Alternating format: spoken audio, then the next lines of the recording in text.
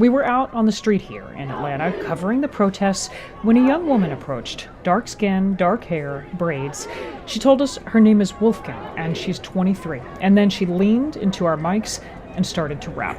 Man, I thought we closed the chapter when the king died. But I guess they always see us as some slaves traumatized, man. R.I.P. George, man. When the king died, meaning Martin Luther King Jr. Not 10 minutes later, a tall black man spotted us doing interviews and wandered over. He also gave his first name only, Dominic, and his age, 26. And I'm a firm believer this is what Martin Luther King actually wanted, for all of us to come together as one.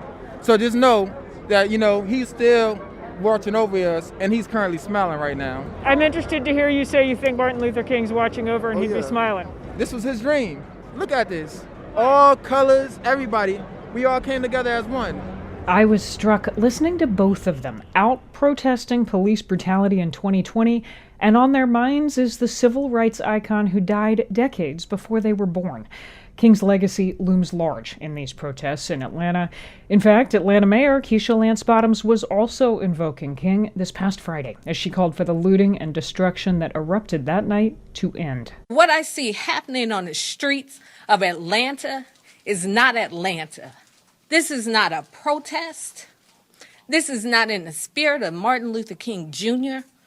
This is chaos. Although King himself, while a champion of nonviolent protest, was no prude about certain moments demanding radical action. Here he is in 1967, the year before he was killed, preaching at Ebenezer Baptist Church here in Atlanta. And so it is important to see that there are times when a man-made law is out of harmony with the moral law of the universe. There are times when human laws are out of harmony with eternal and divine laws. And when that happens, you have an obligation to break it. King was born in Atlanta. He's buried here. That church, Ebenezer Baptist, was his pulpit. This past Sunday, with tensions running so high in the city, it fell to King's successor, the current senior pastor, Raphael Warnock, to deliver the sermon. His message: if you are not speaking up now... It is not only to be on the wrong side of history, it is not only to be on the wrong side of the issue. I submit that it is to be on the wrong side of God. I wanted to hear more, and so I invited Reverend Warnock to talk. We met, both wearing masks, and sat together on a bench on the patio of Pascal's, a soul food institution in Atlanta. I just want to ask what it was like to deliver this past Sunday's sermon from that pulpit in Atlanta. In this moment, did you feel the weight of history on your words? I'll tell you what it was like. It was like when I preached the Sunday after Michael Brown's death. And the Sunday I preached after Sandra Bland's death, and Tamir Rice's death, and Trayvon Martin's death. And here we are. The death of George Floyd, as tragic as it is, and it's tragic, it is a flashpoint of a deeper systemic issue in our country, namely mass incarceration. And until we get serious about reinvesting in our people rather than investing in prisons, sadly, I'm going to have to keep preaching that same sermon over and over again. In the sermon this past Sunday, you called on people to take the moral high ground. Absolutely. There was a line, which I'll quote your words to. You said, "Don't allow undisciplined provocateurs of hate who engage in looting or who tweet about shooting to hijack the high moral message. Stay on high moral ground and we will win." That line about tweeting about shooting, is that a reference to the president, President Trump, when the looting starts, the shooting starts? It's a reference to that terrible tweet and any who sow the seeds of division. We need leaders who know how to bring us together. I should note, speaking of people who want to be leaders, you are in your church, you're running for the U.S. Senate, the seat that Republican Kelly Loeffler holds now. That's correct. I'm running for the United States Senate, and it comes as part of my long life commitment to freedom and to justice making in the world. We are witnessing in this time, really, we are beset by two viruses, COVID-19 and COVID-16-19.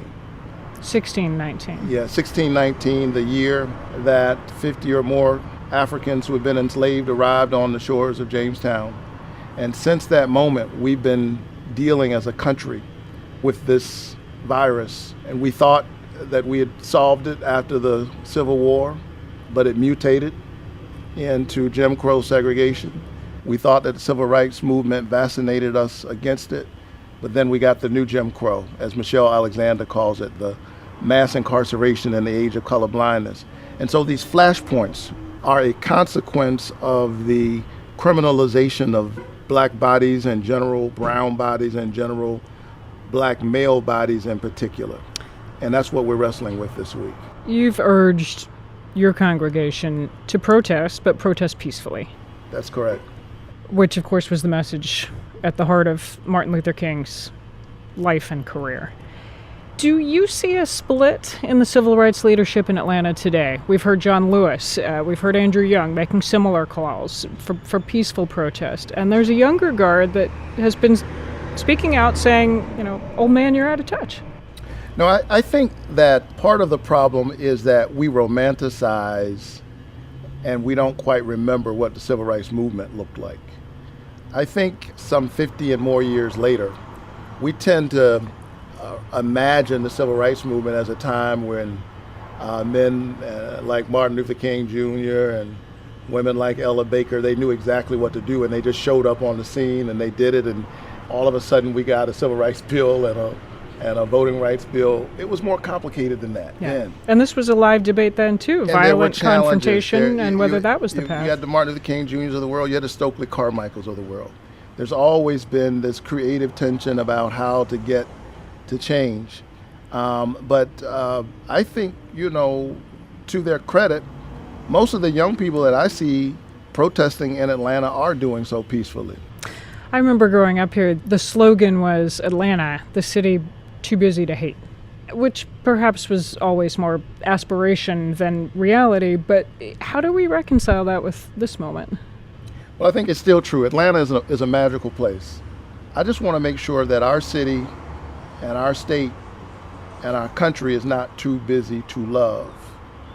And justice is what love looks like in public. And it takes time, it takes resources, it takes money. It takes new laws? It takes new laws to love. And I think that's what this moment is calling for. Reverend, thank you. Thank you.